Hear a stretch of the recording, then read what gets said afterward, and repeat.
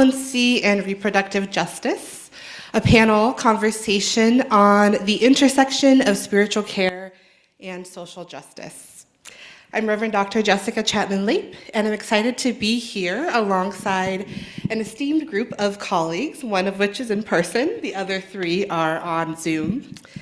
These are colleagues of mine in the field of chaplaincy and spiritual care who do the work of reproductive justice in their communities and in the world.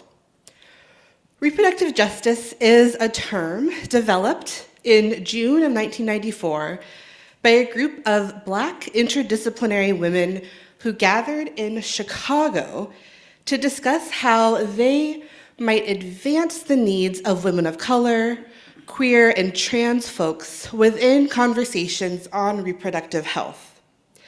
Up until that point, advocacy within the reproductive health world was recognizably spearheaded by cisgender, heterosexual, middle-class, and wealthy white women who attached terms like reproductive rights, reproductive freedom, and reproductive choice to their advocacy work, particularly intended to impact white women in their communities.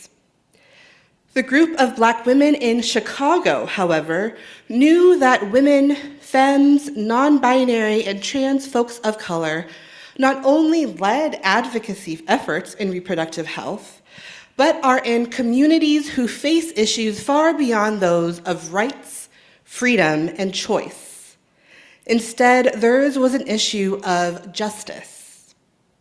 The women called themselves Women of African Descent for Reproductive Justice, and from there, the term reproductive justice was born. 3 years later, in 1997, founders, also known as mothers, of the reproductive justice movement, joined to develop a nonprofit human rights organization titled Sister Song. Today, Sister Song is one of the leading voices in reproductive justice. Sister Song defines reproductive justice as the human right to maintain personal bodily autonomy, have children, not have children, and parent the children we have in safe and sustainable communities. At its core, reproductive justice is a human right framework that intersects reproductive rights with social justice, and its tenets are based on the United Nations Universal Declaration of Human Rights, a body of law detailing the rights of individuals and the responsibilities of government to protect those rights. Reproductive justice is also about access, not choice. Access to comprehensive and culturally relevant reproductive health services, access to safe and sustainable communities. Sister Song notes that there is no choice when there is no access.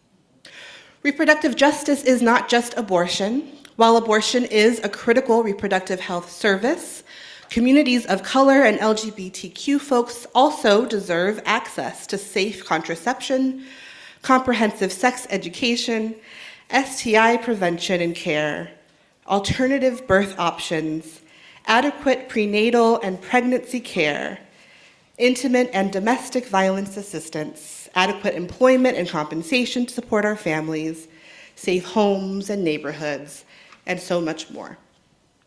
The work and interdisciplinary nature of reproductive justice continues to expand, and this evening, our panelists will undoubtedly speak to that expansive nature of reproductive justice and the way it shows up in their work as chaplains, spiritual care providers, and faith leaders in their communities. So as we prepare to receive our panelists' wisdom, a few thoughts on language and on centering voices in the margin. Reproductive justice and injustice is an issue that certainly impacts women, but it is not solely a women's issue. Reproductive justice transcends gender binaries and heterosexuality. You may hear the term women used this evening, but we will also invoke terms such as birthing people, because not all people who give birth are women. We will also invoke terms such as people who can conceive or people who get pregnant, because not all people who conceive give birth. And finally, this panel conversation seeks to center specific voices Reproductive justice was born to meet the advocacy needs of all queer and trans people and women of color, and that is who we will be hearing from today. In addition, we will be hearing from students. The students in my Introduction to Pastoral and Spiritual Care course are the ones who collaboratively crafted the questions for the panelists. In 3 separate groups, one focused on chaplaincy, one focused on community care, and one focused on congregational care, students discussed and determined what they wanted to know as the next generation of spiritual care providers who will likely intersect social justice and reproductive justice in their care work.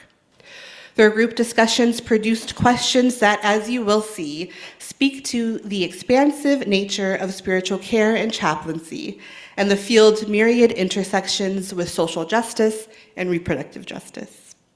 Students themselves will be asking the questions to not only be receivers of wisdom, but to offer their voice into this space where collective wisdom is produced. And toward the end of our conversation, we'll have time for Q&A between the panelists and our wider audience. So, without any further ado, let us now turn to our conversation. Hello, panelists on Zoom, and hello, Jess. Please feel free to introduce yourselves to us by sharing your connection to both spiritual care and reproductive justice, and we'll start in the room with Jess. Do I need to hold this, or I guess to be better heard? I'm not a mic holder person. So I'm Reverend Jess Chancey. I'm a student here for another week. And I serve as a hospital chaplain at a hospital here in St. Paul, where I am the primary chaplain for our family birth center. And so I'm very much involved in the issue in that regard. I was also one of the writers and proponents for the UCC General Synod resolution that responded to the Dobbs decision. So that's the other aspect of how I advocate in this regard. Let's go on Zoom. Let's hear from Jude Johnson. Hi, good evening, everyone. My name is Jude Johnson. I use he, they pronouns. I am the Faith Aloud manager at All Options. I'm a board certified chaplain and ordained in the United Church of Christ. At the moment with Faith Aloud, I'm training volunteer spiritual care counselors to answer calls on our hotline. So callers are seeking compassionate, non-judgmental spiritual care in their decisions regarding pregnancy, parenting, abortion, and adoption. Glad to be here with you tonight. Welcome, Jude. And Jessica Young Chang. Hello, good evening, everyone. I'm also really grateful to be here. I think this is the first time I've ever been on a panel where there are 3 of us with the same name. So I'm really rejoicing in that messaging. My name is Jessica Young Chang. I use she, her pronouns. I am a staff chaplain at Massachusetts General Hospital, where I hold space for people who are pregnant and or delivering. So I hold space for the labor and delivery units, the neonatal ICU, several of the special care nurseries, as well as antepartum and family newborn, as well as gynecology and oncology in that space. So I self-identify as a reproductive chaplain here in the hospital. Thank you, Jessica. And Letitia James. Good evening, everyone. I'm really happy to be with you all and be a part of this very necessary conversation. My name is Reverend Letitia James. My pronouns are she and they. I am the co-executive director of Sacred, Spiritual Alliance of Communities for Reproductive Dignity. And we are a faith-based reproductive justice organization working to educate faith communities around reproductive justice and the intersection of reproductive advocacy and faith advocacy, and making sure that folks know that there is nothing at odds between their faith and between the tenets of reproductive justice. And we've been doing that work for the last few years. I am also a graduate of Pacific School of Religion, where I did my chaplaincy internship at San Francisco General Hospital, and led the work around bringing chaplains back into the abortion clinic there, and later developed a course known as Reproductive Justice Informed Pastoral Care. Thank you, Letitia. So we have a fantastic, phenomenal, and diverse panel that is experience ranges across the spectrum of reproductive justice. And so we will kick off the questions with our first student, Malia. Hello. Hi, my name is Malia Hausnecht. I am a current MDiv student in the Unitarian Universalist Studies program here, and super excited to hear from this amazing panel of folks. The first question I wanted to kick off with is, I love, again, also the expansive approach to justice work, and would love to hear from all of you about what you see as the biggest opportunities and challenges right now in doing really truly intersectional justice work in this space.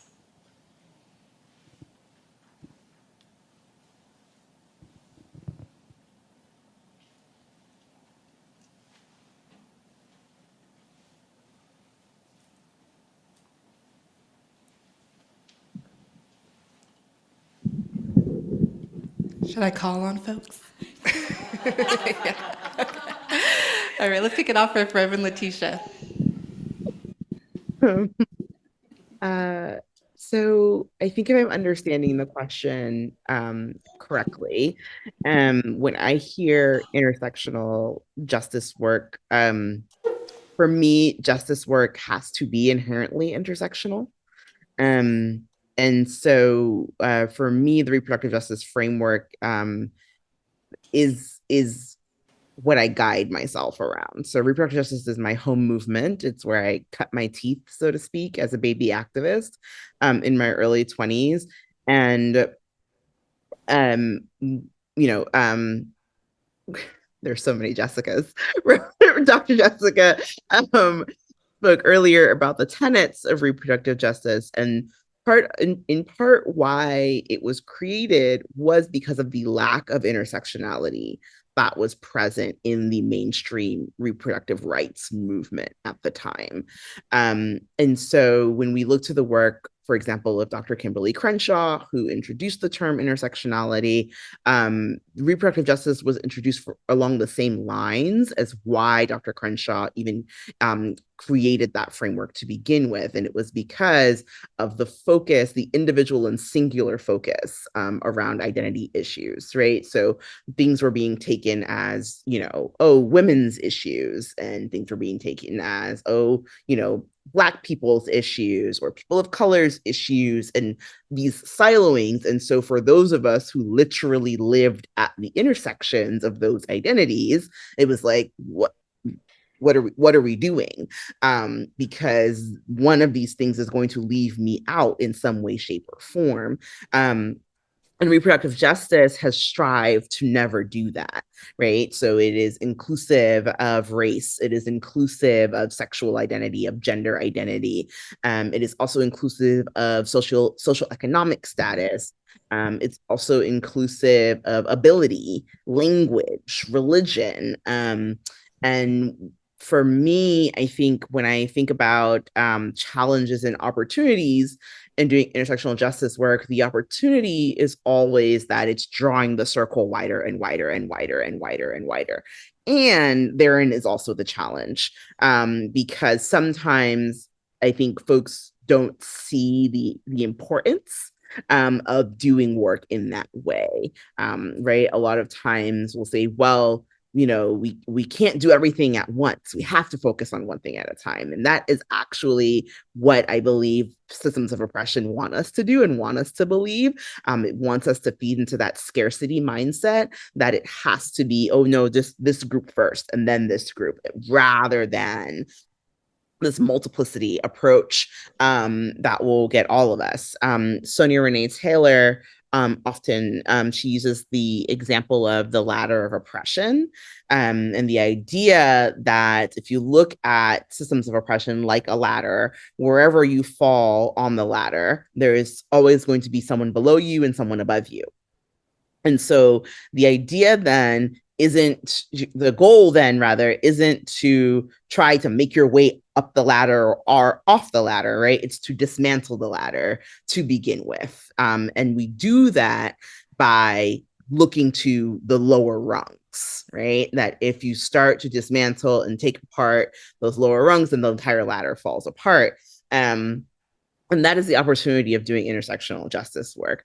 The challenge, though, always is going to be around the systems that we live in, one of which, the chief among them being capitalism and white supremacy, which always is going to create silos and create competition and the falsehood of scarcity, where there shouldn't be. As somebody who works in a nonprofit, who is a co-executive director, I see it every day in funding, for example, right? The ways that philanthropy has chopped things up. We have the hardest time. A lot of times we'll go and talk to funders and they'll say things like, oh, well, you know, you're doing intersectional work, and the reproductive funders want to kick us to the faith funders, and the faith funders don't want to touch repro. And so you get kind of ping-ponged all over the place. And that is a challenge with doing intersectional work always, is trying to convince other people why it is so important to approach work from that place. Yeah, thank you. How about others? Thinking especially in institutions like Jessica, what are the challenges and opportunities for this kind of work? Jess, you hit the nail on the head, and other Jess, I'd be really interested to hear you respond to this in terms of the hospital that you call something like home, maybe. I don't want to presume. But I can say, as I was reflecting on this question, I was thinking very much about my location within an institution. And I think that to speak a little to your question, Malia, I think it was, I find one of the challenges that I've chosen in doing intersectional work is like my location in an institution, that both culturally as well as communally, right? Both the sort of history of the institution as well as many folks within it are really not interested in doing anything different than it has done, right? And so I find one of the challenges to be that I work with people who are really not interested in intersectionality and the way in which it shows up in healthcare and the way in which they as care providers might be invited to, might even need to really pay attention to how it's showing up for patients, clients, people who are pregnant, people who are having babies. They're just not that interested for whatever reason, right? It's you know, my work is not to assess why or to make judgment around that, but to continue to reflect and uplift the reality that people experience when they come into an institution like a hospital, all of the things that they face, all of the struggles and obstacles that they experience just by virtue of being present in that system that is supposed to help them in whatever moment of their life they're experiencing. So I would name that as perhaps the greatest challenge. And, you know, I do that knowing that I've currently at least chosen this location because it is the place I feel called, and because there is something to be done in institutions, right? And you know how that takes shape, I think, is still being revealed. But I picked this work, right? And I picked it in this space. And so as discouraging and overwhelming as I sometimes experience a hospital system to be, I've chosen it. I've aligned myself here, perhaps in pursuit of some subversion, in pursuit of presence and action that is, you know, to Reverend Letitia's point, undermining, dismantling the ladder that she spoke about. One of the things that I think is an opportunity, and an opportunity that I'm extremely grateful for, is I think exemplified in this panel tonight. I feel like this work is happening in so many places. It feels positively mycelial. Like it makes me think of mushrooms just sort of popping up all over. And I'm delighted and encouraged by that because it is easy for me to feel alone or lonely in it.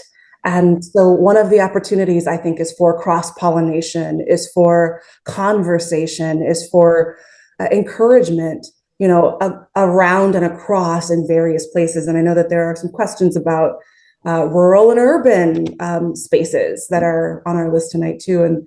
And so I think I'm really encouraged by the idea that this work is happening in a multiplicity of ways, in a multiplicity of places, and that I am fortunate enough to sit at the feet of such incredible people across the country who are doing this work and listen and share. So that's what I would name as an opportunity. Thank you.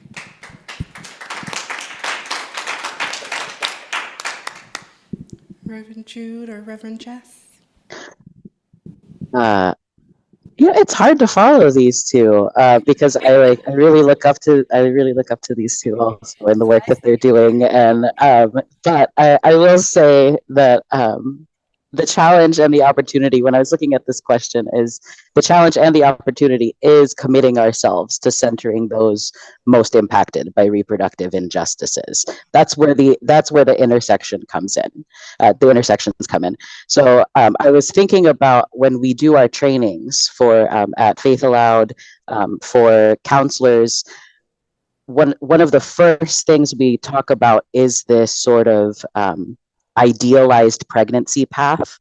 So specifically, the cisgender heterosexual woman who's married, who wants a baby, gets pregnant, has a great pregnancy, and birth. So none of that considers like ambivalence about being pregnant, relationship challenges, infertility, miscarriage, obstetric violence, postpartum depression.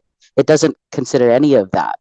Then all of those things are even more complicated at the various intersections: race, class, gender identity, sexuality. And because of challenges and barriers to getting the support because of these identities. So for our trainings, we start with that. We start with clarifying our values, and we come to work with our own learned values, our own biases.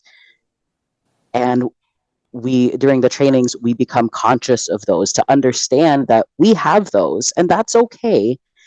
But this caller that's reaching out for support is at their own intersections.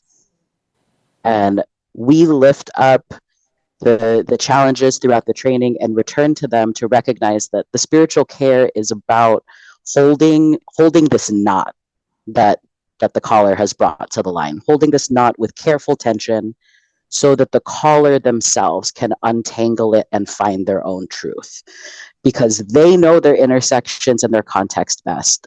We're just there to hold the space with non-judgmental, compassionate presence.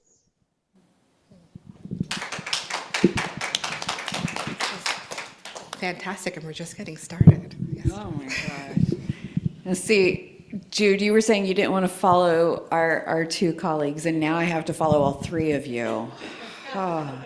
And I was already feeling like kind of the imposter in this space because I am in a hospital where I am the second shift chaplain. And so, when all of my colleagues go home, I cover not just the birth center, I cover the entire hospital. And so the birth center is one of my primary areas, and it's my area of deepest joy. I very regularly, not so jokingly, joke with my colleagues out there that I wish my office were there in the birth center instead of in the chapel, which is in a different part of the hospital.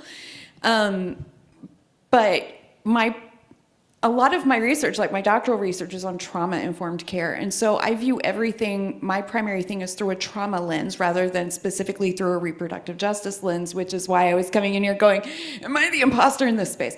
But I do witness a lot of trauma care in my reproductive justice work in the birth center. So I come really through that lens. And in that way, that's how I see a lot of intersectionality happening in my birth center, is that I see people who have had all kinds of like experiences, like what you were saying, Reverend Johnson, about people who have had, you know, the violence and ambivalence towards pregnancy and stuff like that. I see a lot of that when it comes to trauma experiences and trauma histories. When I look at, you know, their obstetric history as I'm going in to introduce myself to somebody, I'm aware of where those numbers are in terms of the number of pregnancies, the number of births and whatnot, and I'm ready to be present for them through whatever they're experiencing. And at the same time, I was really resonating with you, Reverend Young Chang or Reverend Chang? Or Jessica? I'm the only person on this panel who is not yet ordained. I am a member in discernment in the UCC, so Jessica is fine. One of us. Okay, Jessica. So yeah, I was also really getting like, you know, I'm at it in an institution where it's really easy to feel like a cog in the wheel. And I do think of that hospital though as my home, and it's not just because it feels like I live there, because I'm there all the time, but also because it is also a place that I chose to serve. And one of the reasons that I chose is that I feel like it is a hospital that pays attention to intersectionality when it comes to the birth center. For example, you'll hear me refer to it as the Family Birth Center. That's the official name of it. It's not the Mother Baby Center like another hospital in this area has. We do not have a maternity ward. We do not have a women's unit. We have postpartum. We have labor and delivery. And so also, when they created the birth center, that is a new area in the hospital, it's the newest building in the hospital, and it opened in 2020. So it's like, hello, COVID, here's a new building. They were very mindful about the artwork that they put out there. And so in the art, there are representations of people of various racial and ethnic identities, various makeups of family. There's one visibly queer family that has like pride of place picture in one of the hallways. There is an example of a traditional Hmong outfit worn to carry a baby in. There's another quilt that's just absolutely amazing in there. And so just being in that space already feels like kind of a more intersectional space. And then bringing that voice of radical welcome and 100% affirming of wherever they are, meeting them wherever they are. That's the other way that I really mainly attend to it.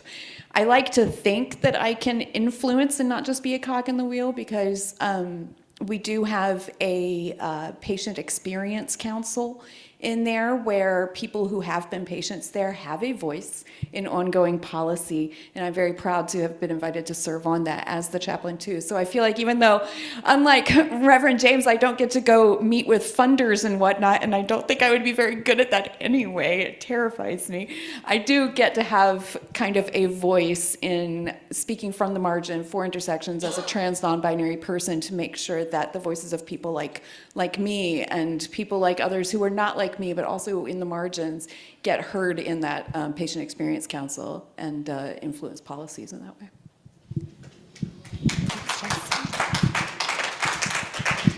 Our next question is by student Jen Bach, who's on Zoom. Hi, my name is Jen Bach, and I'm pursuing an MDiv in spiritual direction and UCC studies. And my question is, in what ways do you empower women of color? And I suppose that would also be women, people of color who are having babies and becoming pregnant.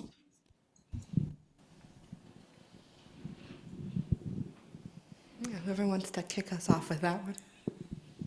Thanks, Jen.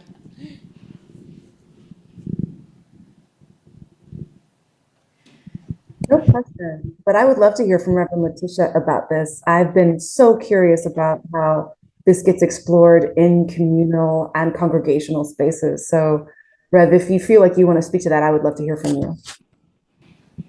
I'm happy to. I was trying to let somebody else go first since I started the last time. But sure. So I will answer the question specifically to the way that Jessica's asking it, right? So empowering women of color within congregational and faith community settings. So admittedly, since Sacred has started and since we've been doing our work, the majority of the congregations that have signed on and have been going through our curriculum have been Unitarian Universalist congregations. No one is surprised. And then we have some progressive Christian congregations and some Jewish congregations. And so in the majority of those congregations we are encountering majority white congregations. And one of the things that is a core of the Sacred curriculum, because it is based in reproductive justice, is that we have modules that are dedicated to race. And to looking at the ways in which folks are confronting their own power and privilege. And so one of my favorite modules that we use to do this looks at various case studies. Speaking of intersectionality, it looks at various reproductive justice case studies that actually have nothing to do with abortion at all. Because we want to make sure people understand that reproductive justice is not just about abortion. And that two, looking at the ways that these other issues impact people's reproductive lives. So for example, one of the case studies that we have folks in congregations go through is around the creation of reservations and the creation of oh my goodness, it just went out of my head. The schools that were created for Native Americans, right, where they basically stripped them of their culture and indoctrinated them into Christianity. The type of school is escaping me right now, but they look at those case studies and they are asked, how does this relate to reproductive justice? And we have had some congregations and some people in our trainings that have been like, why are we looking at this? What does this have to do? Thank you so much, Reverend Kelly. Yes, the boarding schools.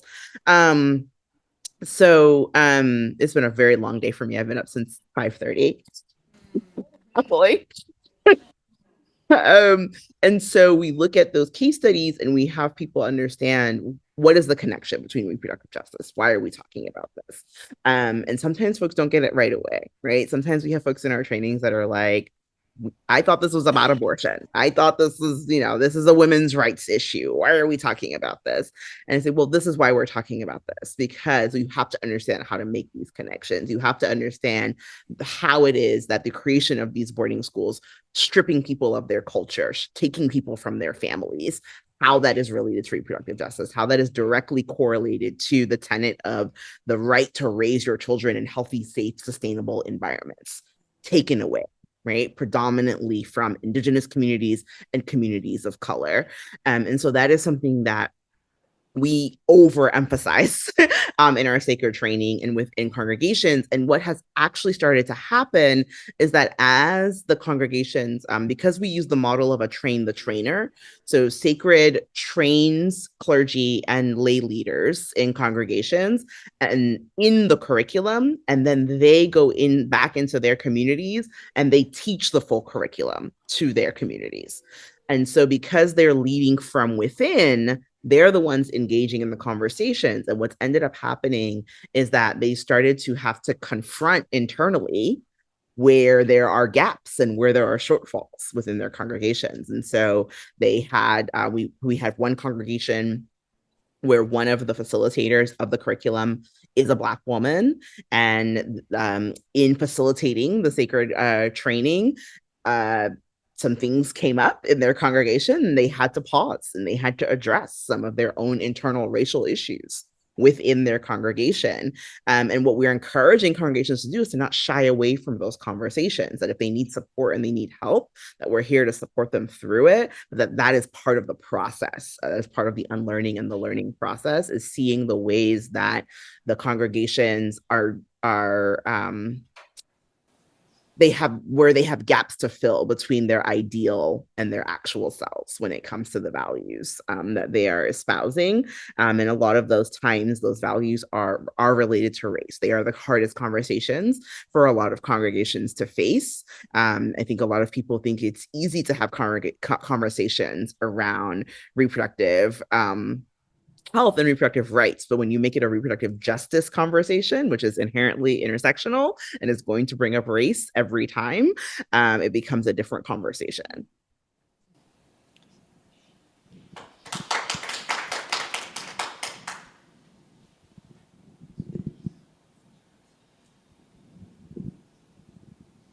Jess, were you going to share something? Oh, I just didn't want to keep clattering the microphone, but now I feel called out.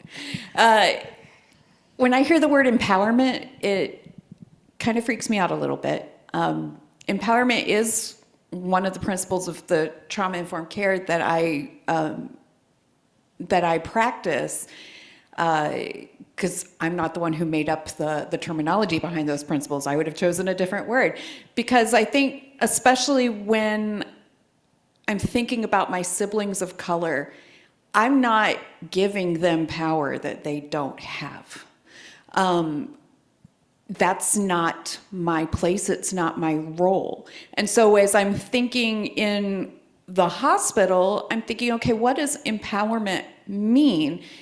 It means, from my perspective, getting out of the way, relocating the focus of the power, not giving power, because again, these siblings already have power. It's just our systems are getting in the way of their ability to exercise that power. We are depriving them of choice and a voice in these healthcare systems so often. And so a lot of times when I am trying to facilitate empowerment, for lack of a better term, it's in the way of saying, well, what does she want?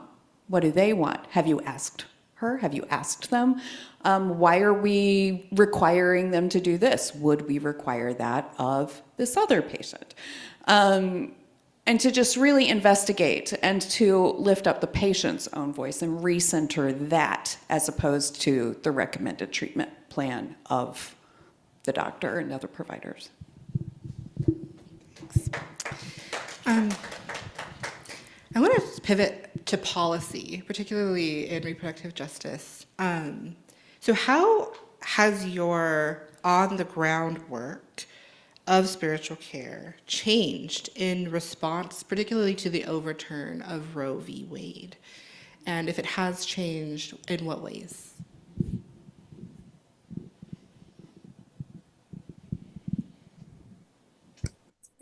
Sorry, could I Yeah, just go ask ahead. for clarification on the question? Are you asking policies in terms of in the institutions, organizationally? Just want to get clarity. Maybe around the policies, and particularly in states that have emerged since Roe v. Wade was overturned. Yeah. I'm so glad that this question has come up. So I'll just say that I'm new-ish, returning to Massachusetts after a year working as a chaplain in a hospital, completing my residency in Raleigh, North Carolina. And so I have a very clear sense memory of being in my car with my partner and all of our belongings on the highway as we learned that Roe v. Wade had been overturned a year ago, June, I guess it was. And really sort of feeling this existential dread of what would North Carolina become? What would I be encountering given that this had changed? And I have to say that over the course of that last year, it was August of 2022 through August of this year, for a time, North Carolina functioned as a kind of sanctuary state, for lack of a better term, or I don't know if that's the term folks are using, but that's what I had in my head. People were traveling from South Carolina, from Georgia, from Louisiana, from Texas to receive care, and honestly would wind up in the hospital that I was seeing folks in, as well as in other places, because they couldn't receive it in their home state. And then, halfway through my residency, North Carolina changed its law, and suddenly that safety and that sanctuary that it had supplied for so many folks just vanished. And I felt it like personally and spiritually incredibly deeply.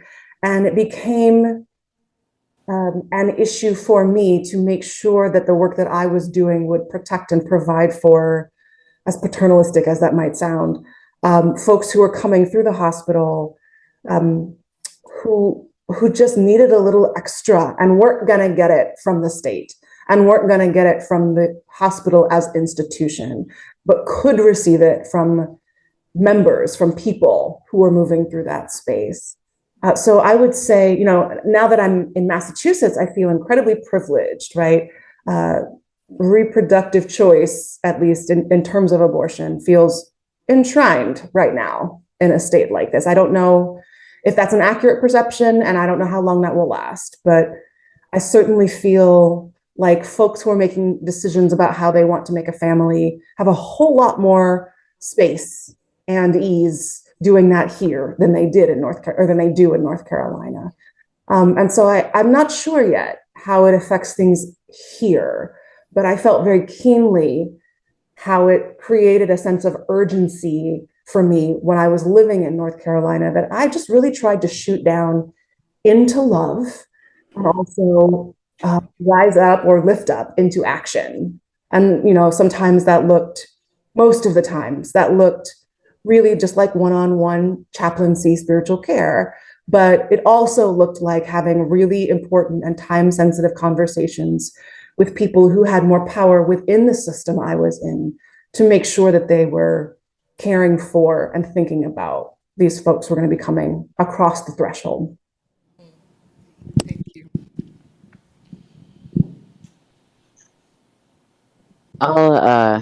I'll say that I'm rather new to Faith Aloud within the past year. I started at the 1 year mark of the Dobbs decision. And honestly, probably Reverend Letitia could probably tell you more about Faith Aloud since she's been around it a lot longer. But what I will say is that because of all of the state-specific bans and growing legislation to restrict reproductive health care, including abortion, we're seeing more callers that are concerned about anonymity. And that's especially if they're calling from states where they can be in legal trouble for seeking an abortion.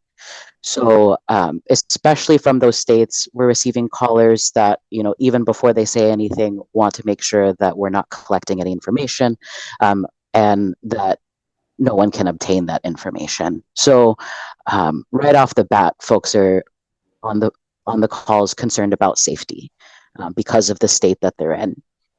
And the other thing is we're training a lot of our counselors to have more resources that are national resources so that they can seek the care that they need, even if it's not available in their state, the closest place to them. So we're making sure that we have those vetted national resources so that folks have a safe place to go if they can get there. Okay. So trying to figure out the best way to talk about this, the least traumatic way to talk about this. So I live in Georgia. Georgia has a 6-week abortion ban that actually just got reified. So it was in the lower court. It had gotten kicked up to the Georgia Supreme Court, and they just decided that a couple weeks ago, actually, that has allowed the 6-week abortion ban to become permanent. And so for those of you who may not fully understand, right, like when we talk about gestation and pregnancy, most people do not know they are pregnant until about week 8. So a 6-week abortion ban is virtually like an outright ban on abortion, because many people have no idea that they're pregnant within those first 6 weeks. And so what you're seeing, particularly in states like Georgia and other states that have similar bans, like Jessica was talking about, this is where you see a lot of intersectional issues coming into play. You have people, yes, concerned about anonymity and concerned about their safety and concerned about criminalization. But you also have things like, for example, Georgia's 6-week ban does not have an allowance for rape or incest. And furthermore, there's actually a clause in the Georgia 6-week ban that if you were trying to seek an abortion because of rape or because of a medical issue, you have to get a note from your doctor and take it to the police department to file a police report. So now you are potentially putting already at-risk communities to have to engage with law enforcement in a way that they may not even want to. And that might put them at further risk for other things, right? And so I literally just had to go through this actually with a loved one who was beyond the 6 weeks in Georgia. And the only way that she would have been able to access an abortion in Georgia was if she had filed a police report saying that she was pregnant because of rape, get the police report, bring it to the doctor, all of these things. And right, so you're putting people in more precarious situations already. And then you have to think about also now the money, right? And a lot of people who are trying to access abortions, this is the other thing that doesn't get talked about a lot. They're already parents. These are not people who, many people who are seeking abortions are already parents. They're seeking abortions for a multitude of reasons, but a lot of times for financial reasons, because they cannot care for another child. They do not have access to what they need to care for another child. So when you have things like a 6-week abortion ban in place, you're now creating more hardship because people have to find money to travel out of state. They have to find money for the procedure. And now because time is going on, the procedure becomes more expensive as they get further along in their pregnancy. You also have to think about if they already have children, they have to find childcare for those children, right? And all of these other things now. So it's like just barrier on top of barrier on top of barrier. And so what's happening a lot of times with these policies, we've seen an increase in self-managed abortions. And an increase in attacks on self-managed abortions because of these policies. So I don't know if many of you are familiar with Miffy, which is one of the pills that is used. There's a 2-pill process in self-managed abortions. And there was legislation that was introduced attacking one of those pills, right? And so the FDA came out and saying that they no longer approved one of the pills. You can still have an effective self-managed abortion with just one, but right, the 2-pill process is kind of the most effective and most humane process. And so when we see like these policies, they start to build up and they're just creating different barriers in different ways. And again, who they're impacting are the most marginalized, as always, because folks of privilege, folks of power and privilege, they're going to have access to the things that they need regardless. Because when you are a person who has access to healthcare, you have access to healthcare across the board, period. Right? Somebody who doesn't have access to abortion care likely is also someone who does not have access to healthcare overall in a comprehensive way. So that is something that a lot of these policies have done. The final thing I'll say about the policies and what they're impacting is that they're also impacting advocacy.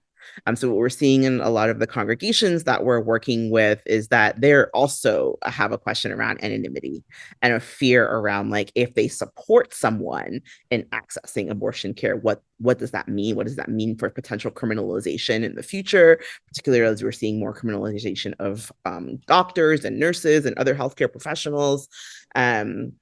And so it's like, if I drive someone, am I at risk of being criminalized? If I offer shelter to someone who has an abortion, am I at risk of being criminalized? And so all of these different things, and what it's also doing, it's breaking down communities of care.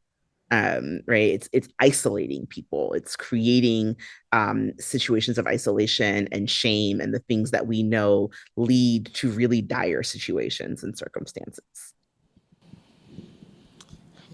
Thank you. I think that actually is a really good point to pivot to the conversation on urban and rural disparities.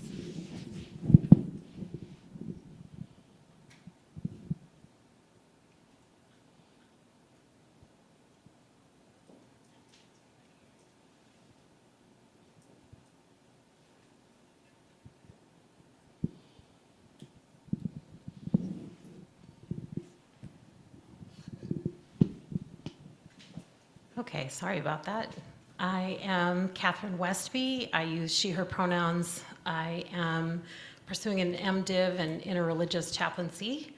And thanks for this. Thanks for all of you being here and this great conversation.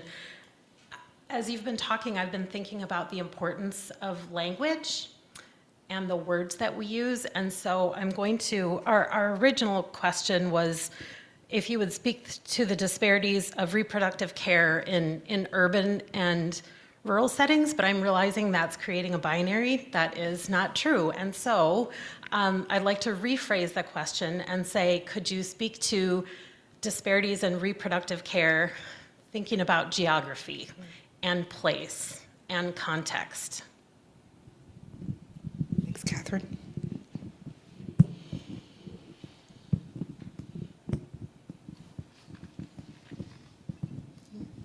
You're looking at me, but I've only ever served in large cities.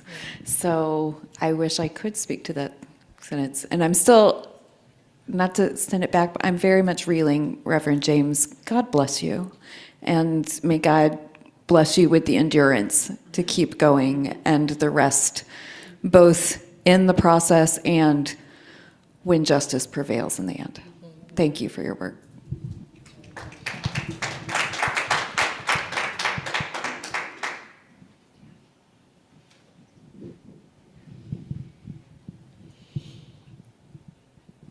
I'm curious, Jessica, maybe you might have thoughts considering your work in North Carolina and then going to Massachusetts, Boston area. Yeah, thank you. I've been thinking about it as you lifted up that question. So I was in, I guess I would say the Triangle area, Raleigh-Durham. I see Stacy on the call. Stacy, are you in North Carolina?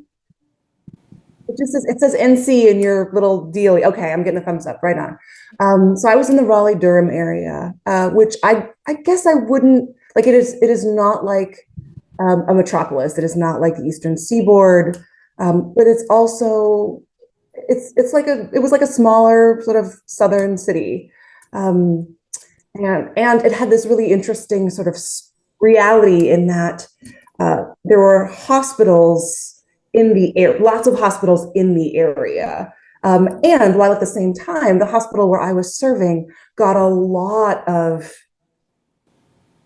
patients, received a lot of patients, saw a lot of patients who were from far away because it was the closest level 1 trauma center that they could get to.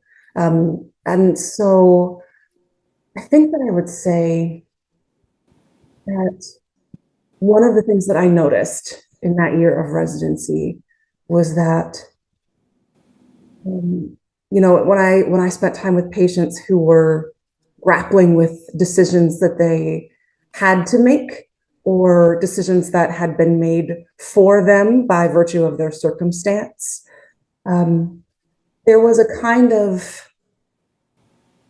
I don't even know what the right word is, perhaps a kind of shame or like shrinking that some of them were really sort of ashamed to say out loud feelings that they had that they didn't feel were okay to name about the reality of what they could have chosen if things were easier to choose.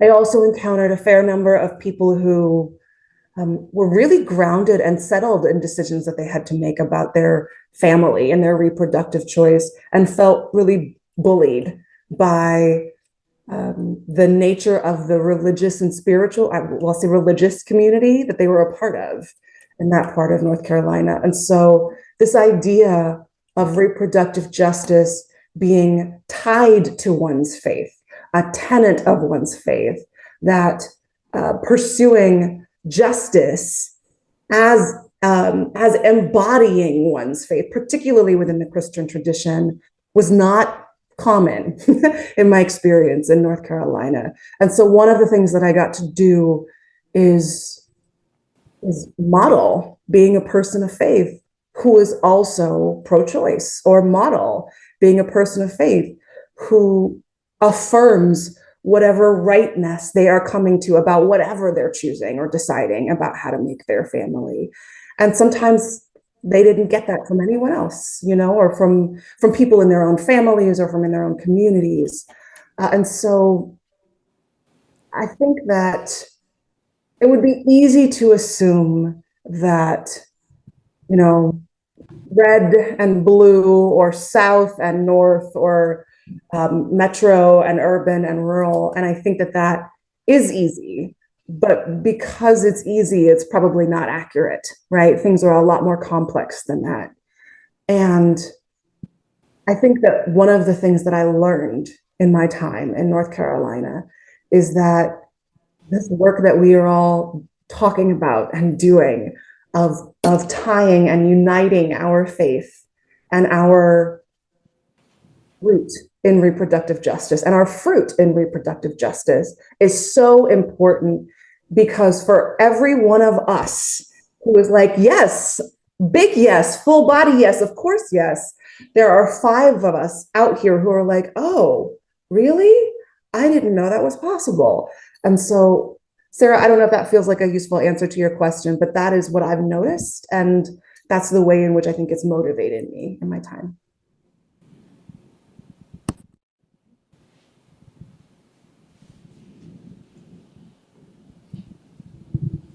Yeah, I hadn't really thought about it in terms of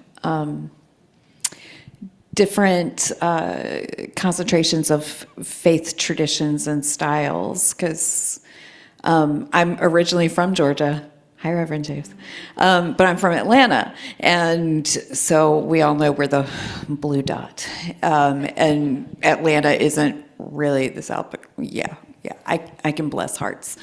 And then I served in Philadelphia, and now I'm here, which isn't metropolitan in the same way Atlanta and Philadelphia were. But I do recall a vast difference in kind of religious tendencies at the hospital in Atlanta, as opposed to the one in Philadelphia, and as opposed to the one I serve here, where, yeah, it's definitely I'm just really resonating with what you were saying, Jessica, with countering religious-based shame. There are so many aspects of life in general that are met by religious-based shame, and reproductivity being something so focused on the uterus, and thereby no matter the gender of the person with the uterus, they are marginalized by nature of their gender. And there's going to be some cis man out there trying to tell them what to do with their uterus. And a lot of times those cis men are going to counter it or couch it in religious language. And I definitely heard a lot more of that in the South than I do here, than I did in Philly.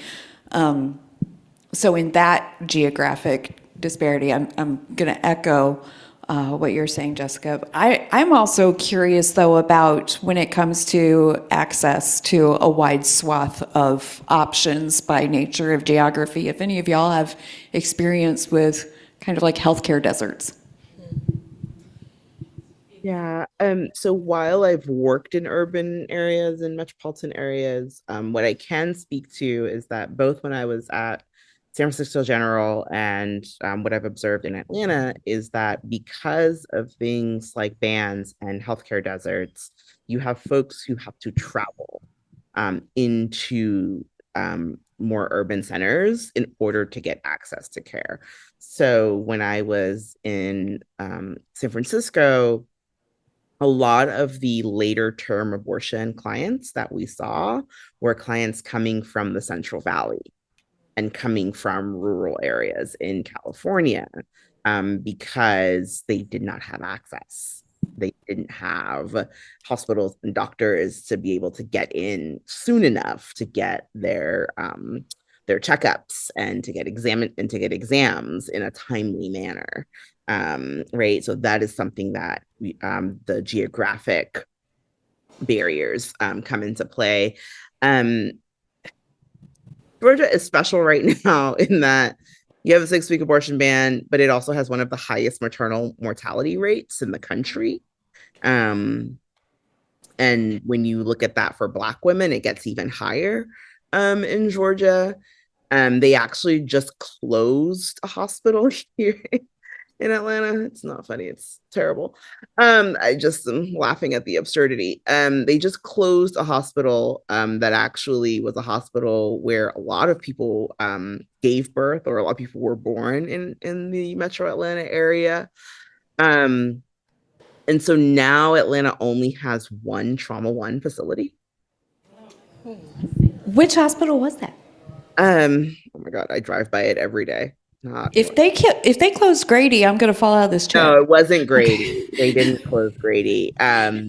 Grady babies are a thing. Grady babies are definitely a thing. Hold on. What is this hospital? Wellstar, Atlanta Medical Center. Oh, yeah. Okay. Is what they just closed. But yeah, so when we talk about, like, I'm glad you shifted the question. Was it Catherine? Catherine. Thanks. I'm glad you shifted the question, because honestly, while rural areas of Georgia don't have doctors, right? There are some areas of Georgia where folks literally are traveling 30, 40 miles to even get to the closest doctor. You have Atlanta, right, which is the city center where they have closed down the hospital, and you have some of the highest maternal mortality rates in the country. And so then, like, the rural urban conversation kind of becomes a moot point, right? And it's more about, like, where is there comprehensive access, good access to comprehensive healthcare, and how are we actually going about that? And then, of course, there's also the factor of the demonization and the continued colonization of birthing by demonizing doulas and midwives, making it illegal, right, for midwives to practice in certain areas and to do certain things in certain states. And making it difficult for doulas to get access to hospitals to support people, even though it's literally been proven by research that having a doula in the room in the hospital with birthing people increases the chances that they will have a more successful birth, and more higher likelihood of having a healthier pregnancy overall, and having a live birth. And so then that becomes an issue of policy. That becomes an issue of who has the power, who's making these decisions around healthcare, and less about the geography itself. Yeah, if I can hop in here on this access issue. So before Faith Allowed, I was working for 3 years in the VA system, working in chaplaincy in the VA system. And I think because they split it up into, men's care and women's care, and then there's LGBT care, why that's separate. But so working with veterans, they had a couple women veterans I knew out here in California that would travel back to Minneapolis for their care, because the Minneapolis VA has still the best women's care. So we're talking about a flight from California to Minnesota to get care that they felt was safe and appropriate. That being said, The VA offers some coverage for, they list it as maternity care. And keep in mind that these VA benefits are for all veterans, all who served. They are to serve all who served. And for there to be such a large gap between what is covered when, most men can get so many of the things that they need covered by the VA, there's such a gap in what in competent providers for women's care for the VA, and that includes their maternity care.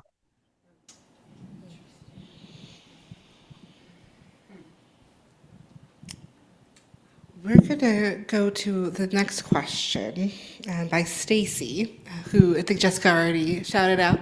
Stacy's on Zoom.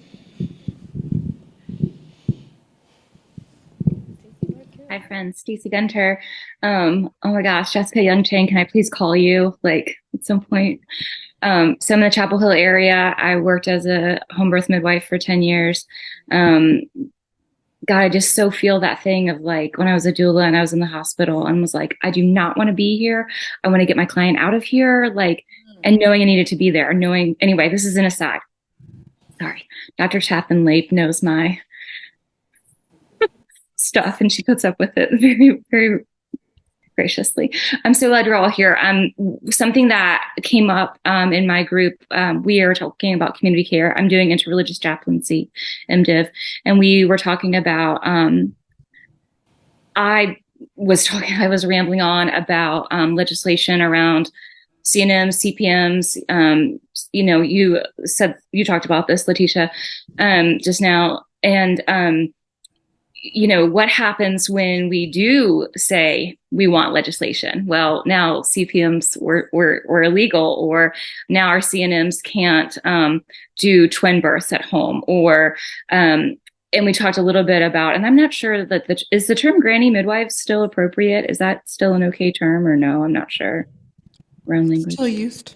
Okay. So yeah, like, when like medical model things kind of came in and like it changed, and then like we lost access for clients that were being served well, and then we lost care providers, also. And so the question that came up was around, how legislation, pros and cons, right? And so our question was, considering your specialty within this broad scope of reproductive justice, if you had to identify one policy change issue that you think should be top priority, what would that be? And if you're comfortable talking about potential downsides or, things that you've already seen or that you're concerned about potentially being a downside to implementing some of the policies. And then we asked the question, what are you seeing arise organically at the grassroots level? And I don't remember what that was in reference to, but that's kind of our general like policy stuff. What are you seeing? What are you working on? And like pros and cons maybe of like how that might impact reproductive justice. And thank you all from the bottom of my heart for all the work you're doing. Like, and I'm like, oh my God, can I please move and do a CPE with like you guys? Like, or can we get like a chaplain up in Rex or Wake Med? Like, why don't like, we lost our birth center here in Chapel Hill. I think you know that. And we're trying to get it back and just, thank you all so much. Thanks, Stacy. Reverend Jude, I'm curious about your thoughts on this in particular because the geography question, you're located in Southern California, and I think people assume that Southern California is this kind of mecca of liberalism and progressivism, but you noted that many people are flighting from Southern California to go find comprehensive care. And so I'm just curious on your take of policy, what you would implement in Southern California in particular, or in your work. I'll say one of the policy things that, or rather, I don't know if this answers your question or not, but this is what I'm thinking about. We've recently been training our counselors more specifically about what to say if a caller asks about self-managed abortion, or mentions that they're interested in finding out where to order abortion pills by mail. We have very specific language that directs them to the resources, but also protects us legally. But using that language, there's this delicate balance between providing what we need to say because we're worried about all of the legal ramifications of abortion not being protected nationally, and what if these are getting mailed to a state where they're not allowed, and but it's figuring out how to balance that language so it doesn't come off as scary or judgmental, how to still maintain that tone of support, especially when they've called a spiritual care line. They're calling folks who are spiritual care counselors, and when so much of the religious perspective, and I'm sorry, I'll be more clear, the Christocentric perspective that's so loud in policy making that restricts abortion, we have to delicately use those specific words. How I wish I could just provide the resource to the person who needs it. I don't know what that looks like policy wise, but for direct service, I'm just concerned about getting this person the resources that they need to make the decision that's best for them. So, however, we are seeing a growing number of religious leaders who are coming together against this legislation, arguing that banning abortion violates their religious convictions. So I'm happy to see that coming up. Thank you. Others? Reverend Letitia?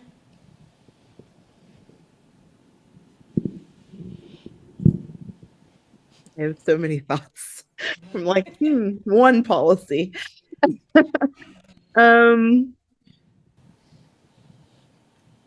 This might get me in trouble in a couple of ways, but honestly, I feel like the thing that's coming up for me right now is the stronghold that Catholic hospitals have on a lot of this work. Preach it. So I think and I was recently at a event in Texas, and we were getting a briefing from someone who works at the ACLU, and one of the cases they had to do with Catholic hospital, where you have these hospitals who are blatantly disregarding the law, because under the guise of their religious beliefs. And what I mean by that, for example, is denying healthcare to people who are dying, to people who are pregnant, and those pregnancies are putting their lives in danger, and they are not performing the necessary procedures to save their lives, because those procedures are abortions. Where there have been stories in the news of them turning women away, telling them to go home, to basically wait until things got worse for them to come back and be treated. And so when I think about things like that, the piece of policy that I would want is around enforcing these laws with these Catholic hospitals, that they can't just do carte blanche whatever they want, and call it religious liberty. Religious exemption laws are atrocious, because they, one, do not apply to everyone, and the people who do get to use them for their own gain are literally killing people in the name of religious liberty. And so that is what comes up for me right now when I think about policy, the one that I wanted to voice out loud. There are many others floating around in my mind, but I feel like given what the topic that we're discussing right now, it felt very poignant. Thank you. Can I add one more? Absolutely. And I like this question, and the answer that I thought of sort of touches another question about comprehensive sex education. And I think the policy a policy I would love to see is policy that eradicates a crisis pregnancy center. That just feels like a lie. And I feel like I have encountered folks receiving care who have been misinformed or poorly informed and or poorly treated at a crisis pregnancy center. Yes, agreed. And so, and I think that part of the reason why I find them so abhorrent is because they are, I think, lying to people and doing them harm and calling it education. And so I just wanted to sort of lift that as kind of like someone is asking about comprehensive sex ed, and I'm like, yes, it's vital and it's happening. And if I could do away with anything, it would be the crisis pregnancy center, because it feels antithetical to this great, amazing work that's already taking place. Thank you. Amen.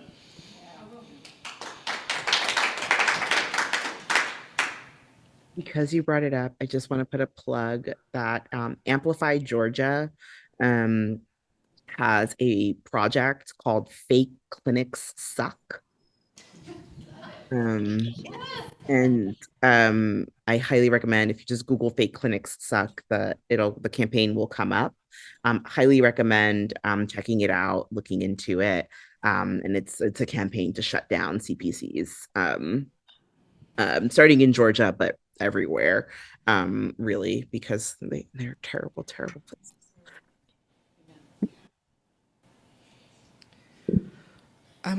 It's the next question is very much in a similar vein, and so Jamie will ask that question, then we'll give a little more context around it.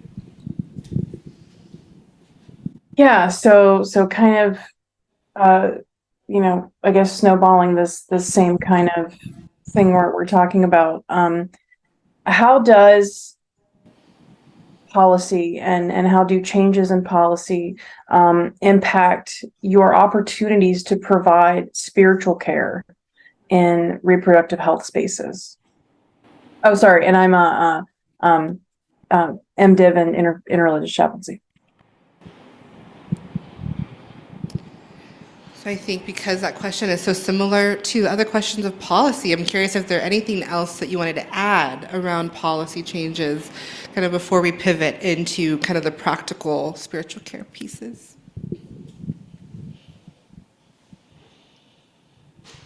Well, when it comes to policies and procedures, I'm much more comfortable in the kind of consultant, editoring, putting my 2 cents in zone than the creating zone.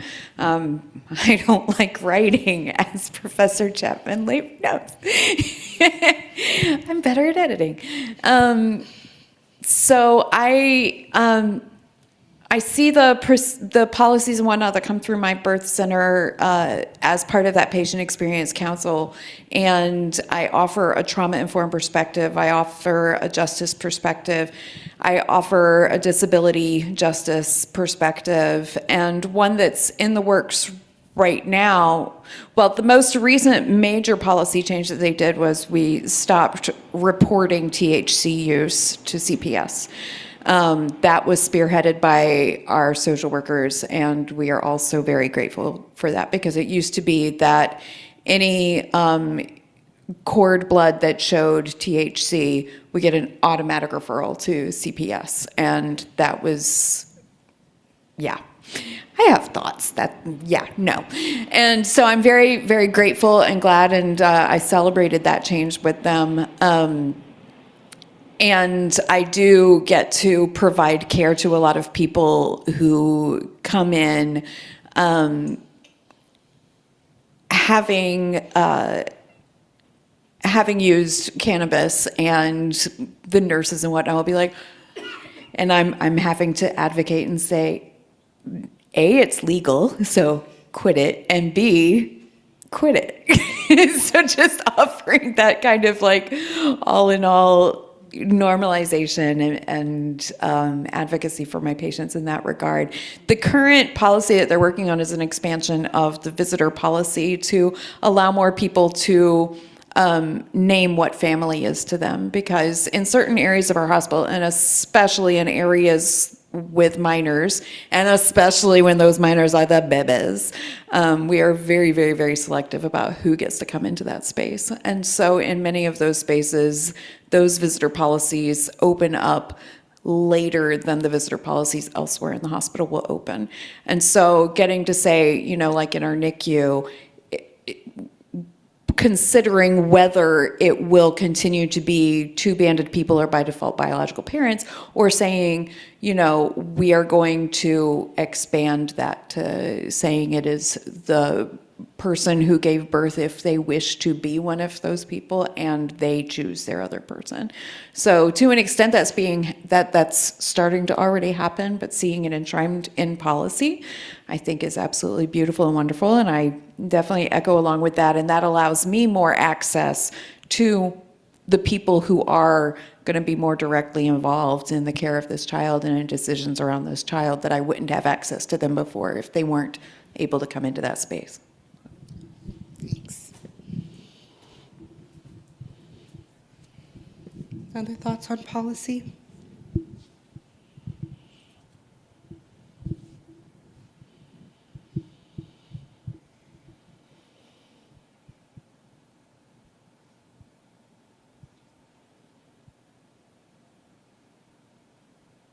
I think I would be remiss without mentioning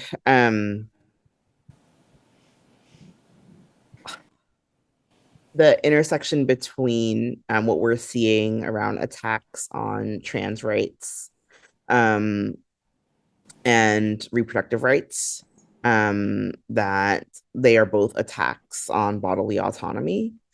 And they both are coming from this desire led by the proponents of white Christian supremacy, white Christian nationalism, for control, right, over people's bodies. And I don't know what the piece of policy is that like makes all of that impossible for people to even like try to introduce legislation around. But whatever that is, but really it's I think this is also like in conversation with the comprehensive sexuality conversation, right? That if we had policy that enshrined comprehensive sexuality education within schools, and allowed for more education to take place, and allowed for folks to be in charge of their own bodies, right, and their own decision making, I honestly feel it would go a long way with a lot of these issues. Translash Media, which is run by Imara Jones, they have been tracking the number of pieces of legislation that have been introduced every year. And I believe recently that they were up to like over 500 pieces of legislation. And we can't have the conversation around reproductive autonomy separate from conversation around trans bodily autonomy at all. They are inextricably linked.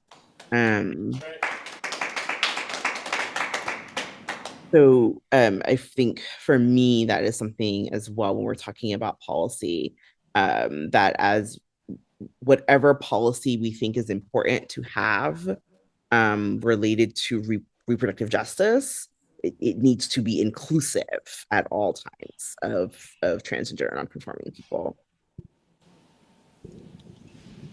I think we have a question from on Zoom.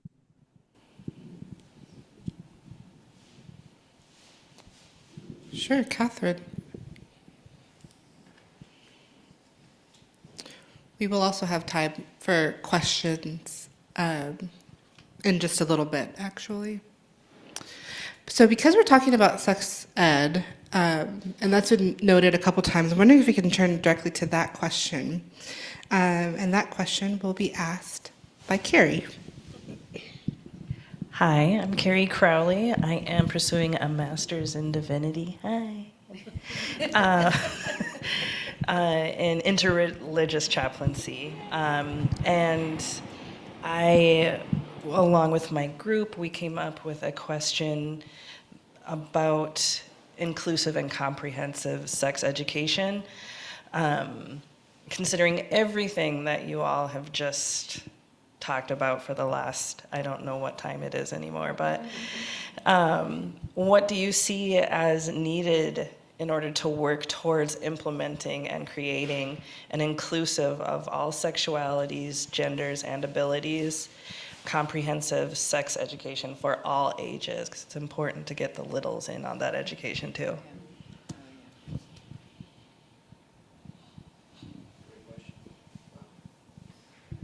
I'm getting like just memories of sex ed when I was a kid. The 80s in the South. We actually had the one that comes to mind the most because we moved around a bit. So I spent a great deal of time in Georgia, but those more immediately prepubescent and pubescent years were in North Carolina and Tennessee, and then ended up in Texas for high school, bless my heart. And every single one of those schools that had any kind of sex ed program taught abstinence only.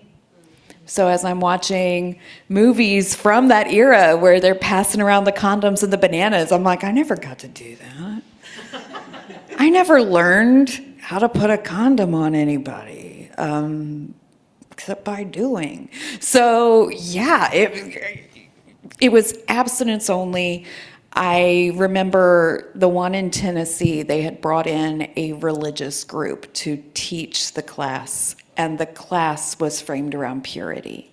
It was the only class in which they did not separate us by genders, which was so confusing to me. So that part was fine about this one, but when they passed out the purity oath cards to the girls, yeah. Oh yeah, and the boys laughed. It was hilarious to them. And this was this was 8th grade, and so some of us had already lost our purity. Some of those who lost their purity had their purity stolen. But no, that was the fault of the girls. So again, you're probably hearing my trauma-informed care perspective really coming out right now, because this, I don't know if any of y'all had this same image brought up in your sex ed classes. The chewing gum. Oh, yeah. They lift up a piece of chewing gum and say, once this gum is chewed, nobody's going to want it. And it only takes it being chewed once before nobody wants it. Don't be chewed chewing gum, ladies. So yeah, that's the reality of the sex education that I went through. When I came to the UCC and started hearing about the OWL program, I was going, we're teaching our kids this? We're teaching them that sex is okay? And it just blew my mind. And as I'm hearing about people learning about condoms and birth control and sex positivity, and not just don't have sex or your testicles are going to shrivel up and fall off from this disease and you're going to get these giant abscesses and warts and oh my God, you might have a baby. I'm hearing sex being taught in a more comprehensive way. All I can think is, can we codify that and make that enshrined so that all children have the opportunity to learn that, and no child has to learn what I learned about how inherently sinful my body was. Thanks, Jess. I love that, Reverend Jess. I came to the UCC late. I didn't grow up UCC. And so when I learned about Halloween, I also kind of flipped my lid like, oh, really? This is happening in a church space? But I wanted to chime in here because I wanted to offer a shameless plug for an organization that I used to work with that I think does exactly what this question is asking for. It creates an inclusive of all sexualities, genders, and abilities, comprehensive sex for all ages. And if there is an age group that maybe gets left out or erased, it's adults, it's not children. But that organization is Chicago Women's Health Center, which is, Reverend Letitia you described yourself as sort of cutting your teeth in the repro space. And I think I would say the same about my own work. And I came through that organization, and they have an incredible comprehensive sex ed program that they teach in Chicago public schools all over the city for all ages that has been really incredible and really successful. And so I really looked to them. Scout Bratt, I think, was the creator and sort of pioneer of that curriculum. And I really look to them as gold standards when I think about what comprehensive sex ed can be. So I just wanted to name that. If you're Googling, it's a great organization, and they do this really well. Thank you. So I'll admit that when I saw this question, I had a really hard time with it. Maybe this is me just feeling like the way that things are right now without a comprehensive sex education, it's just so big. So I'm sort of admitting my feeling helplessness here, because I mean, if we can't even have a drag queen story hour without fear of violence, because groups not just sexualize something for children, as if that's not already a leap, we're demonizing something. So when I think about what comprehensive sex education would look like, I personally just get really overwhelmed. And along with the Our Whole Lives curriculum, which I love because it's children to older adults, we do have that. What I want to lift up here is empowering folks to advocate for medical providers that are, so this might have to do with what folks learn in medical school, that they're more comfortable talking about sex. Yes. Just personally, and working in a hospital, I've had way more experience with medical providers that are really uncomfortable talking about sexual health. And if you can't talk to your doctor about it, for me, that's just dangerous. It's a risk to your health to not be able to trust your medical provider. All right. Thanks, Jude.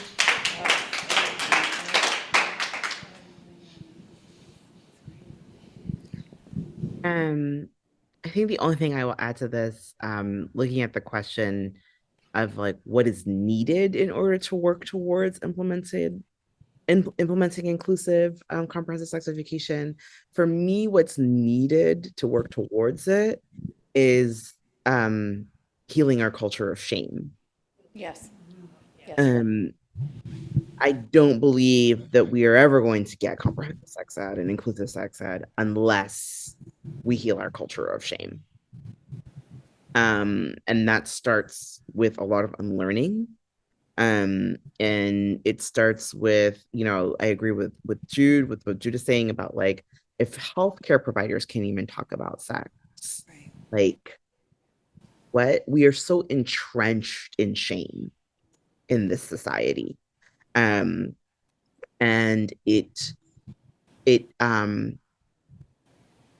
forgive me, I'm trying to find a non-ableist way of saying this.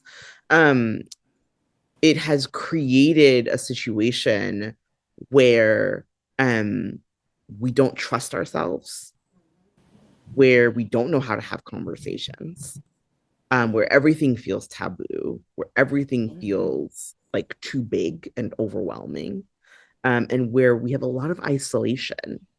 And for me, shame does three things: it cuts you off from yourself, it cuts you off from your community, and it cuts you off from your divinity.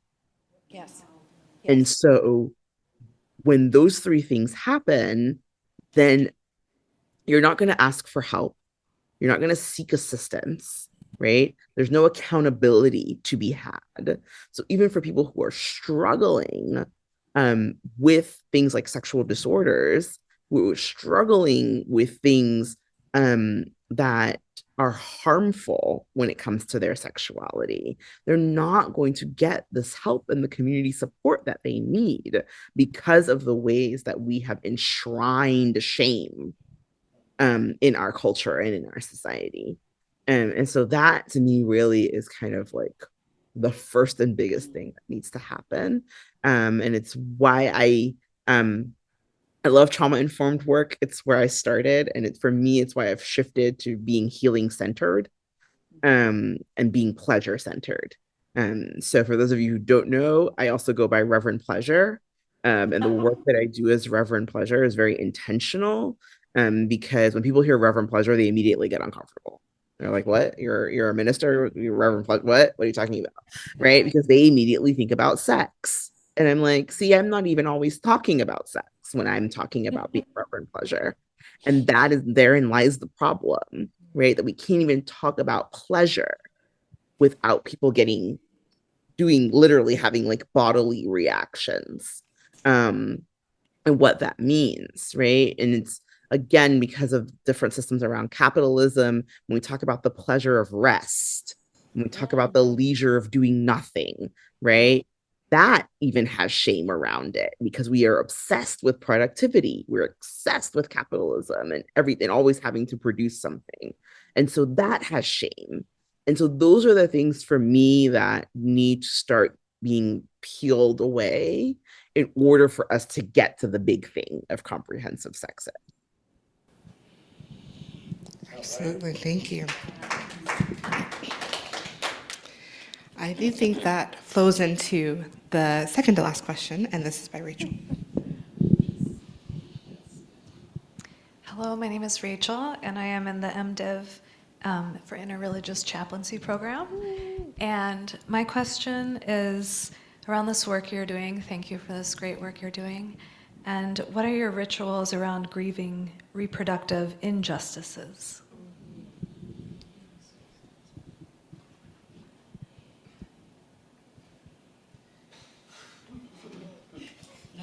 I am gonna start because my birthday is in 9 days. So I'm a water sign, so I cry at least once a day.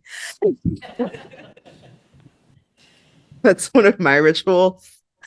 I take a lot of baths. I take a lot of spiritual baths.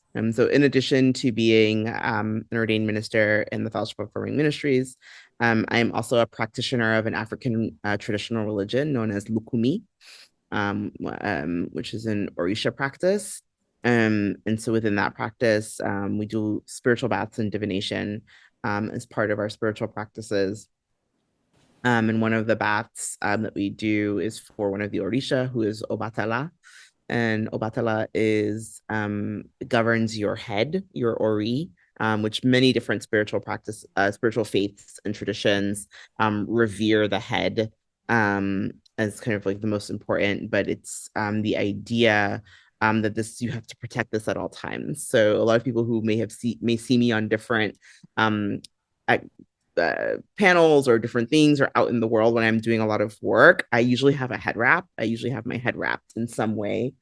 And that is to protect my Ori, to protect my spiritual energy, because this work does take a lot out of us all the time. So that's one of my a couple of my spiritual practices. But something that I think is very important as someone who is a leader in an organization and doing this work is around the practices that I implement in my organization. Because as Bell Hooks says, if you're fucked up, then you're going to have a fucked up revolution. And so one of the things that I'm deeply committed to is not duplicating habits of white supremacy as part of my liberation work. Not duplicating habits of white supremacy. That is something that we see a lot in the nonprofit industrial complex.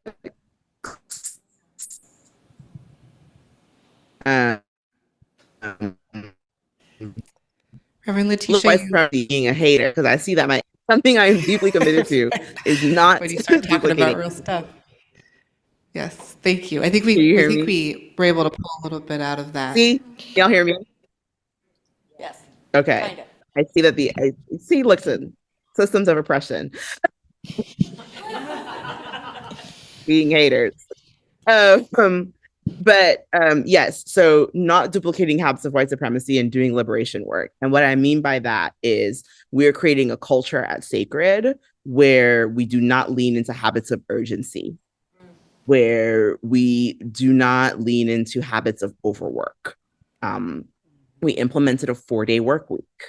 We take breaks because this work is taxing. It is very difficult work. We make sure that we're checking in with each other on our mental health, that we are making sure that we are eating and hydrating, that we are making sure that we are sustaining our bodies and ourselves, because that too is reproductive justice. We cannot say that we are for reproductive justice and we're doing the work of reproductive justice, and then our organizations do not reflect those values. The people who are working at those organizations do not have the care that they need. Our policies are not reflective of that. We don't have good parental leave policies, and we're calling ourselves reproductive justice organizations. And so that for me is a huge part of how I sustain myself in this work, is looking at how we are building organizational structures and cultures that are actually reflective of reproductive justice and the values that we say that we are working to create within this society.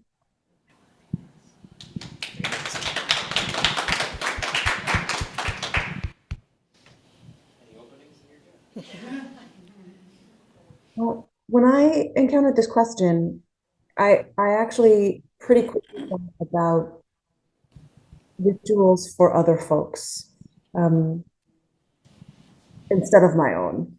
And so I think I also just wanted to sort of lift up some practices that I think I've done, and it changes what I mean when I use a word like reproductive injustice. You know, what exactly do I mean when I use that term and think about a ritual to help hold that or contain that? And I think when I think about it means, you know, that something didn't go the way that someone wanted it to go, pretty simply. So for me, rituals that hold space for reproductive injustice often involve a lot of grief, creating space for someone to be in touch with what they're feeling. And in particular, for Black folk who are grieving, it often involves like allowing them to touch that grief in a safe way and protecting them sometimes from the system that would seek to label them or police them or contain them for grieving. So there's a lot of, what a gross phrase. There's a lot of like standing in the gap that I feel like I do in order to make those feelings a little safer. Or, you know, sometimes I I create a space, I help uncover those feelings with a person, and I'm the only person that they feel safe feeling those feelings with, and so we feel them together. And then when they're ready, we put them down and we invite whatever else is coming next into the space. So, I think as far as other folks are concerned and reproductive injustice, it involves a lot of creating containers to feel things safely. Thank you. So for me, it sounds really simple, but it took me a lot of units of CPE to figure out. Naming it as grief. Yes. Naming that it's grief. My first unit of CPE, I thought that there was going to be a way for me to zip myself up and be in spaces of grief, be in spaces of grief and shame and all of the trauma, and that afterwards I could unzip and be me again. And that's not the case. Naming that it's grief, naming that it's, even if it's vicarious grief, it's still there, it's still present. I remember being in a patient's room and not saying anything for 30 minutes and leaving. And I talked to my CPE educator afterwards. I'm like, I didn't say anything. Why am I so parched? Yes. And she gently reminded me that holding space is still using that precious energy. So naming it as grief and allowing myself to take that drink of water, step away, rest, because I can't just zip myself up. I'm present there in that space, and I'm bringing all of that with me, and I'm often bringing remnants of it out of the space also. So Thank you. That was a great visual. My rituals are also kind of more short little refreshers because I'm definitely vibing with the description of energy. And in fact, as you were saying that, I was playing with my bracelet, which is one of my rituals. A friend and colleague made this. She does chainmail work. And so she made me this pride color chainmail bracelet that's got the word faith on it next to a little spoon. And if anybody's familiar with spoon theory based out of the lupus community, the only times I don't wear it is when the lupus is making my wrists hurt too much for me to bear to have anything around it. So, you know, when I am plumb out of spoons, but somebody needs me or I need it for myself, I've got a reserve spoon there. All my other rituals involve my dog. In fact, my therapist and I say to each other whenever she asks me what I've done to keep myself safe lately, my number one self-care practice is dog to face. I have a little 6.5 pound long hair Chihuahua mix named Macy. And so, yeah, if I just need to I will scoop her up and put face plant on her. And I immediately feel 10 times better. So that's my every day when I go home, and she's to see me, and I'm getting ready to take her out before I put that harness on her. Dog to face. Every morning when I wake up and I'm listening to the news, dog to face. That's my big thing. And then when I really have all of that grief, all of that energy that is, I'm not void of energy, but I'm so full of the energy of the grief. I have to let it out somehow. I have a lovely damn it doll at my desk. It is a trademark name, so Google it, damn it doll. It's a stuffed doll. There's a brick wall in my office that makes for a very particularly satisfying explosion of floof from the insides of the damn it doll when I thwack that. So, yeah, I don't know if that meets your definition of ritual, but it's definitely a ritual in my life. We have a few minutes for wider audience to ask questions, maybe on Zoom if you want to put those in the chat. And while that's happening, for our panelists, can you give us 1 to 2 words? What sustains you? Dog to face. And or how do you connect to your purpose for this work? Oh, hey, somebody shared spoon theory. Thank you, Reverend Kelly Clement. Yeah.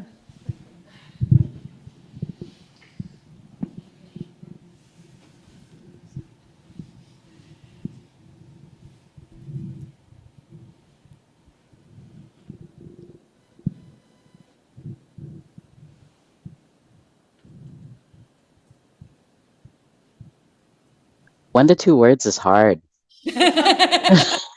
Unless it's dog face. Face Yeah. dog. Okay, we can say sentence. 1 to 2 sentences. Okay. All right. So this connects to purpose for me. So I was assigned female at birth and thought I didn't want to parent at all. So this work is deeply personal to me. I thought I didn't want to parent at all. It wasn't until I started my gender transition that I figured out that I actually did want to parent, and what it was that mom was so dysphoric to me. When dad became an option, it really crystallized for me. I knew I wanted to parent, but not every therapist or pastor or chaplain is going to know how to understand or even just hold that. So me being present and doing this work is deeply personal to me. That's how I connect it to purpose. Thanks, Jude.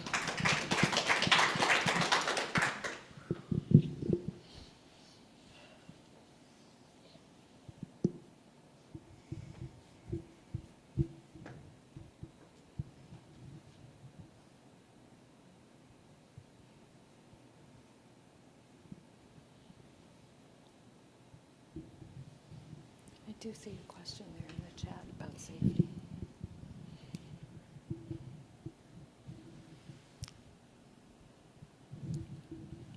While folks are continuing to think of your 1 to 2 sentences, we do have a question from Reagan. Have you ever been concerned for your own safety, and how do you help yourself feel safe?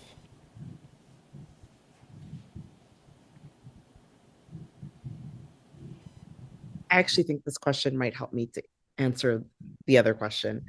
So the short answer is yes, I have been concerned for my own safety. And this work is very much a calling for me. I Jude. I love that. I was born to an HIV positive mother who later died when I was still very young. She had had an abortion and she had had a stillbirth before she had me. And so I always say that I was born into this work. It is part of my destiny. It was a path. And in my faith tradition, actually, we believe that you choose your life's path before you're born. That you agree to your life's contract. And sometimes there are some days where I'm like, did I? But, I do believe that it is a beautiful concept to think that I knew certain things were going to happen and I agreed And I said, yes, this is how I want to evolve in this lifetime. And that there are things that part of the work that I am doing is healing a lot of generational trauma in my family. Yeah. And that is very significant to me. So, and that is more important to me than anything else.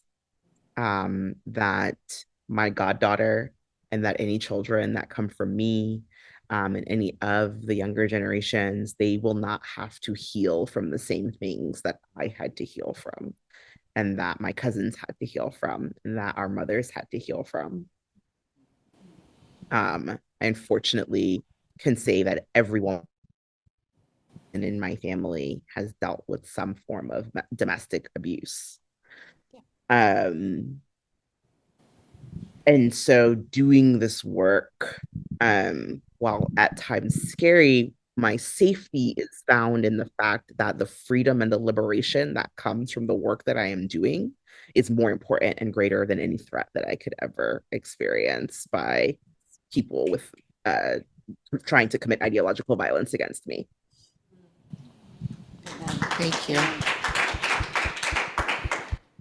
Thank you so much for saying that, Reverend Letitia, because I feel like so much of what you shared has spoken to similar stories in my own life, which is not perhaps a surprise, despite the fact that you and I are meeting for the first time tonight, and we're, very, very different life stories. But I won't say much more except for to say that at one point a friend of mine asked, "What are you willing to put your body on the line for?"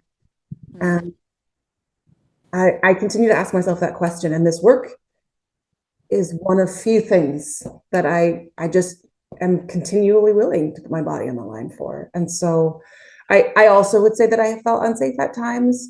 And how I manage that safety. I've taken to sort of claiming things as like a very, very chaplain-y things to say or do, I think. And so I think that I claim the way that I manage my feelings around it is I'm calling on a lesson from James Baldwin in The Fire Next Time, right? He writes about how the sun rises and sets, and for each of us and all of us, one day the sun will rise and set for the last time. And so life is a thing that we ought to sort of seize and take up. If we are going to die, how do we want to live? Which feels like a very chaplain-y thing to say, but it is the thing I say to myself a lot. Like, I only have this, and this is what I'm willing to exhaust myself for. And not even that, really, because I rest, but this is the thing I care more about than the other things.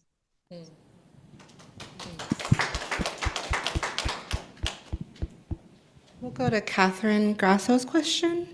That'll be our last question.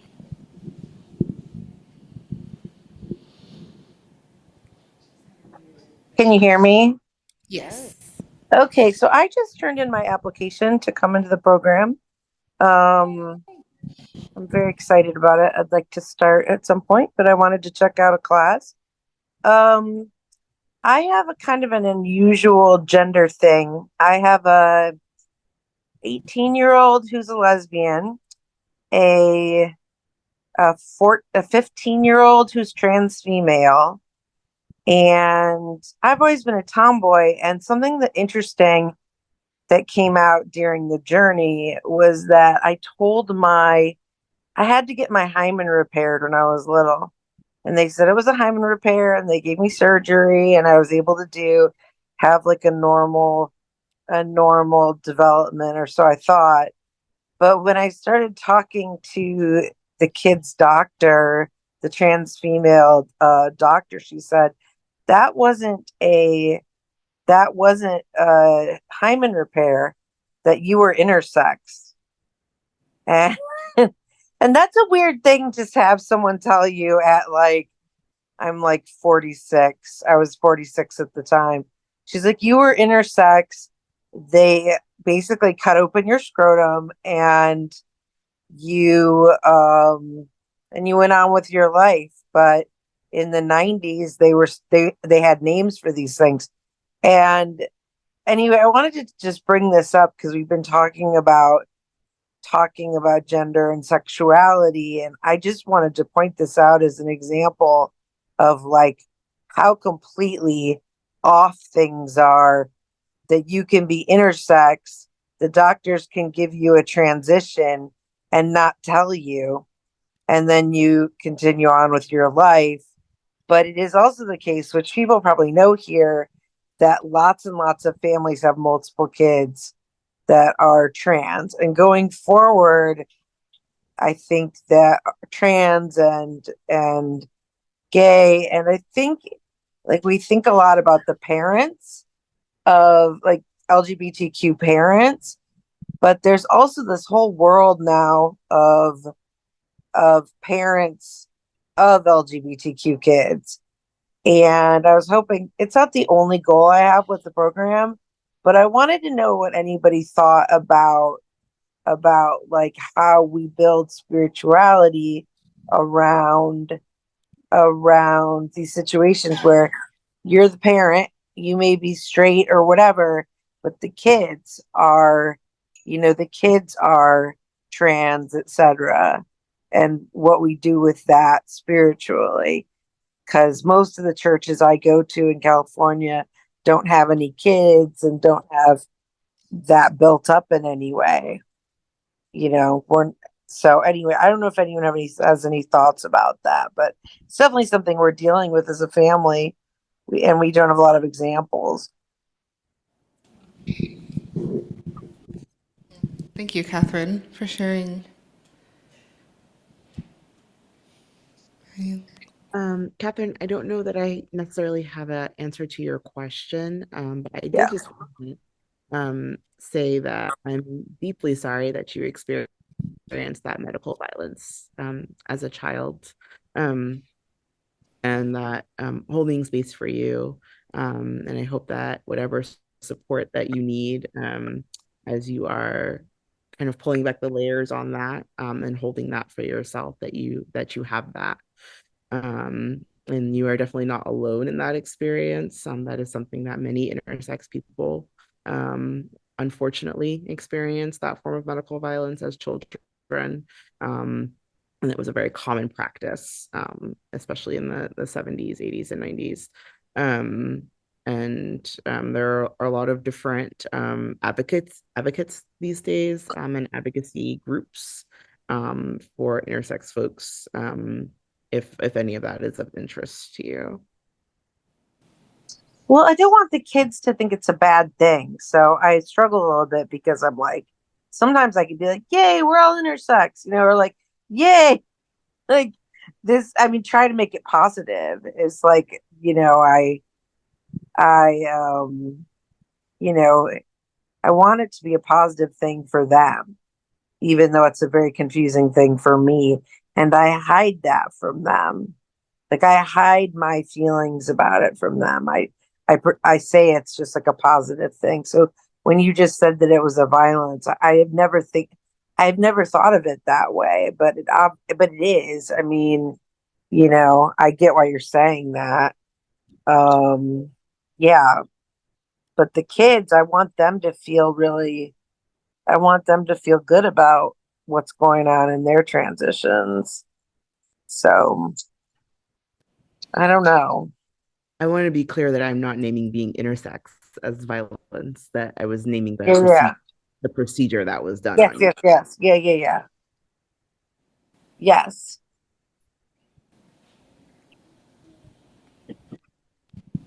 And I'm really struck by what I heard you say around,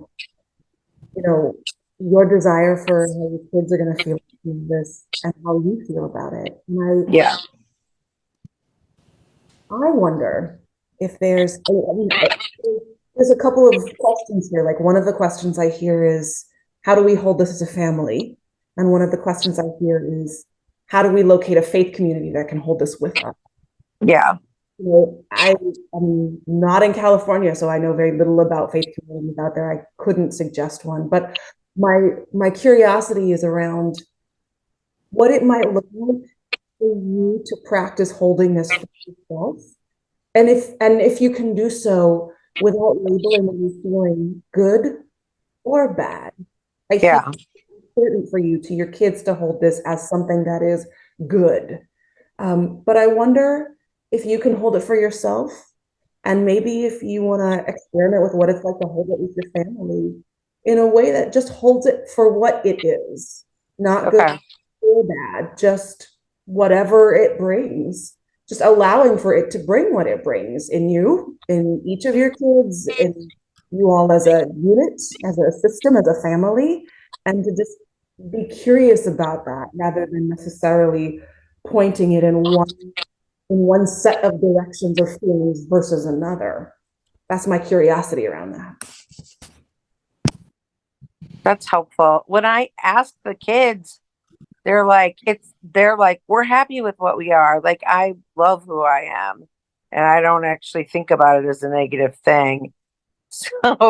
So that has been really surprising. They don't have, they're much more comfortable with but they live in Santa Monica. It's a very supportive community. There's a lot of other trans kids, but that's on purpose. We actually lived in the Detroit area and we moved to California when it was just obvious that we were going to have kids that we wanted to have be in a supportive community. And so we moved across the country, thinking our son was going to be gay. And then he ended up being trans female. And that was surprising. Not in a bad way, but that was a different adjustment. I mean, it's an adventure for me. It's an adventure, but I've had to really struggle with my spirituality because I'm Catholic by nature, and there's just definitely cultural, it's pretty liberal here, but I don't, I want them to be at a UU, or apparently you guys have a UCC, or a church that's very LGBTQ supportive. So thank you for answering. I appreciate that. I mean, we're learning every day, I guess. Thanks, Catherine. No, thank you. Say Absolutely. something as a person who is a trans kid of two cishet parents. I just want to affirm I couldn't come out as trans until I was 40. The fact that your daughter has come out as a trans woman, a young trans woman, as a child, says something about the affirmation you've already offered her, the safe space you've already created for her that allowed her to come out to you. And so I just want to affirm that in you, Thank that you. you're already doing that right. And as far as finding places to tap into spirituality and engage in that in not just trans friendly, but trans affirming and trans inclusive ways. Yeah. I also want to affirm that you are intentionally around other trans people, because it's within the community of peers that we can find our safe spaces. Yes, I appreciate that. And with that, I want to say a huge thank you to our panelists for your insight, your wisdom, and your perspectives. For more information on the intersections of spirituality, spiritual care, reproductive justice, please feel free to look at these websites, two of which are organizations. Faith Aloud is where Jude Johnson is. Spiritual Alliance of Communities for Reproductive Dignity is where Letitia James is. And these are some other organizations that do that intersection of spirituality and spiritual care, should you like to learn more. So thank you. Thank you for being here, and go in peace.